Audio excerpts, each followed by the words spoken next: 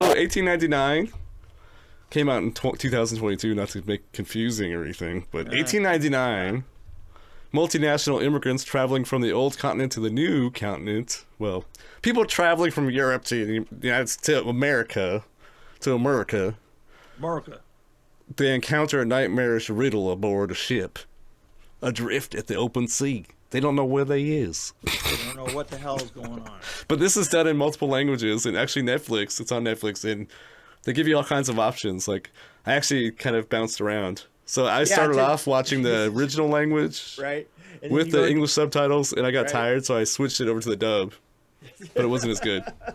There's all kinds. Yeah, it is really interesting that that they have so many different languages represented on this ship, because basically what it is it's a ship that's coming from Europe to America at the turn of the last century, last century, and so all these people, especially the people in the steerage, have all got different languages, and we're going into like the backstories of these people a little bit, and you slowly find out that they have connections. I think that the interesting thing that you just said is slowly. Yes. There is something about this film that now this it's a slow burn. This is the kind of thing that my wife really likes, and I do not. I do too, actually. Yeah. I mean, so I like things that are dark. I knew that you would like this. Sets the tone early. That was this film so far has been a lot about tone, and as time has gone on, I have a feeling that we're moving kind of away from horror into science fiction. Well, that's okay. which is fine with me. It is way too slow with me. I mean, I was watching it with my wife, and she likes slow things, so I didn't get to sit there and put it on like 2.5 to 3 to 4 times speed. Well, for me, it's not about being slow exactly. It's more about. So this has a bleak atmosphere, like it's really depressing. Very bleak. And you have this feeling of dread while you're watching it, and it's mysterious. You don't know what's happening. So I kind of like that. So if you fast forward, what's the point? It's like and it has a very. It turns into a Buster Keaton movie. Fast forward. Yeah, it has a huge feeling, and the thing is a lot of these sets were built in trying to think some Eastern country, Eastern European. It has that look to it. Yeah. Well, the sets and the costuming, they're amazing, and they I like really the claustrophobic feel of being trapped on a ship. And they also I did some research, and because I thought they used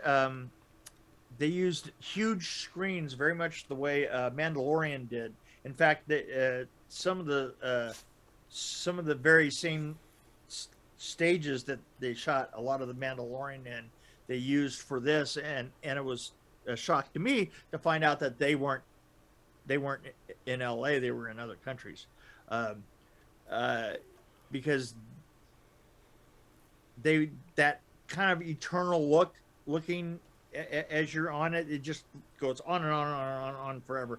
The ship looks massive. The thing that's interesting about it is the ship looks empty and massive, and you don't get that feeling of being, when you're on the deck, you don't get that feeling of being like there's a whole bunch of lifeboats on the deck or anything like that. It just looks just like the side of the ship. That's all there is. It's just, and all the corridors are really long, and it gives it a very interesting look.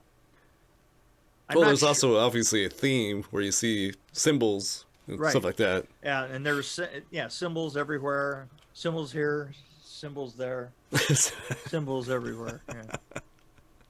So, I like the fact that like when you start getting into episode 2 and 3, they start kind of revealing that the characters have something in common.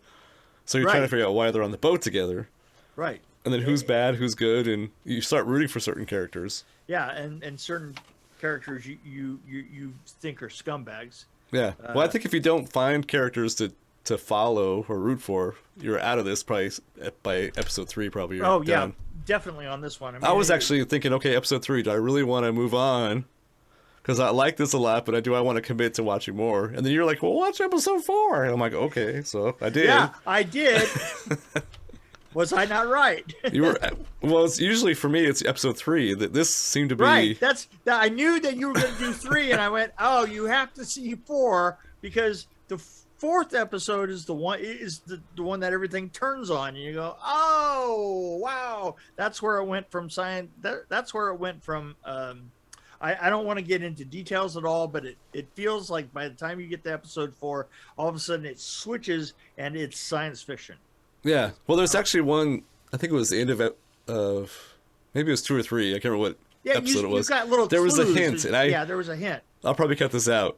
But there was a shot of like, right, which was weird as hell, right? You're going, what the hell was that? 1899. I'll just reverse what I said. It's not a Prince video. I'll just turn that in reverse so it sounds like I'm saying something evil. I'm saying something evil. So anyway, I say don't judge us on one episode for sure, but like if you're into this kind of stuff, I would say watch 4 episodes and then go from there. But if you're into like the idea of the ghost story and that dark brooding thing, go for it. I'm probably not going to go much further than 4, although my wife is probably going to force me into it. my wife has been trying to force me to watch. It's the one about the Mars Earth battle, and it's apparently. Speaking of that, I was like. I haven't really followed these guys, but apparently this is created by the same guys that did the Dark series. Oh, right. And I haven't watched it, but I'm curious about that now. But it's apparently that was a little more confusing of a story. My wife has been trying to get me to watch the rest of The Expanse. Oh, The Expanse. Okay. We're about 5 episodes. I've read the books, and the books are super interesting, but I don't know if I like the TV show. I've watched like 3 or 4 episodes, and she keeps dragging me back into it. And I'm like, ugh, that again. So she watched the Dark on Netflix. Yeah, mm-hmm. I think that we did start the Dark. Oh, because I was gonna say, well, maybe we should check that one out. Okay. But then you have to watch it though. See, that's the problem. Yeah, well, yeah, but we have something to argue about. There Who's you go. evil now? So what do you rate it? Oh, I did have a logistics question. Well, not logistics, but like special effects, I guess is a better way to put it. Oh, I did want to say that the sound design and the music on this is amazing. Like the musical score where it changes speeds and stuff. Yeah, I'm just saying, it made me feel kind of weird. I was like, whoa. Say there is something about the sound design. Well, you know where the music kind of changes? It makes you feel kind of sick. Oh, right. Yeah. So I thought that was awesome. I have to say that the sound design and music of this is pretty interesting. That's really actually kind of what kept me watching. Really, I was thinking, without it, yes, I wouldn't have watched. It'd be really boring without that. It would have been 10 minutes, and I would. It'd be like watching a 1970s movie, like maybe with some keyboards. The Moog or whatever playing in the background. Yeah, or the Star Wars Christmas special. I never saw that, so I don't even know. Is there a Star Wars Christmas festival? Oh, from the 70s? Oh my God, it is hilarious. It is honest to God, it's one of the worst things ever thrown in front of videotape. I have to see it. You know what? Tell you what. Worse than Frankenstein Goes to College? No. Oh, sorry. Wow, that was so hurtful. I'm sorry. And accurate. What we should do is we should compare the 1974 one to the modern one. There's a modern Christmas special out for Star Wars. Wow. Star Wars. Or is it? It's either that or Marvel, but it's on Disney. We should check them both out. You just blew my mind. So anyway, my question is, Yes. so we've seen movies where like the background spins or something spins like a toilet, right? To make it look Right. creepy. Well, there's something in this movie Right. where something spins. But why do they always go clockwise? Because I'm thinking like an American audience, for example, would probably be more uncomfortable if it went counterclockwise. Yeah, that's. But they'd always go know, clockwise the- when I see this effect.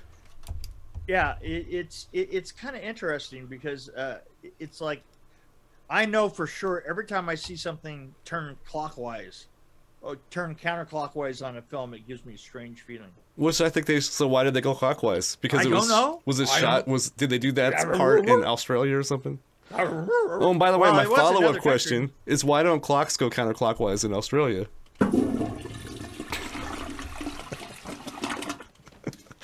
It's a very serious question. Please stop that. Please stop that right now. So how do you rate this? I give it a really high rating, actually. You Not a really- 5. I'm probably between 4 and 5, so 4.4 right now. That could go down or up depending on how the next episode goes, though. I would have put it at 2.5. Well, if I would have stopped after 2, I would have said 2.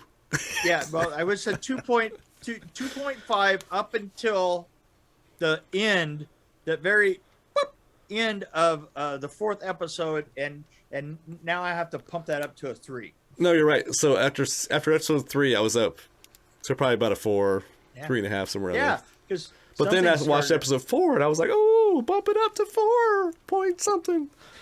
So anyway, but then I might watch episode 5 and, give it a 1. Oh yeah, well, you know, So, no, I feel like this is like, so Netflix, I feel like a lot of the stuff we watch on Netflix is awesome until you get to like episode 5 or 6, and then it just kind of like dies off. I don't know. I'm with you. I'm with you. So I don't know if it's the... Well, you know, the thing Are they is, trying to go too long is the question. Can they just do 6 episodes and stop? Or do they have to do like multiple Yeah, seasons? it seems like there's something about it. It seems like it becomes a business decision.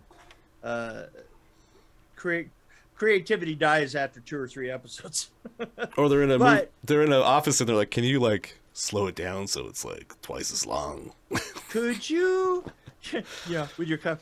Could you come in Saturday and maybe I'm going to need you to add another 5 episodes to that film that you were writing. I'm gonna need you to slow down that death scene a little bit. More choking and coughing, please. If you could make that go for 3 episodes, we'd really appreciate it. Well, no, I think I give it such a high rating because the set is amazing, the sound design is amazing, the music is amazing, the costumes are good, the storyline is interesting, all the characters are interesting.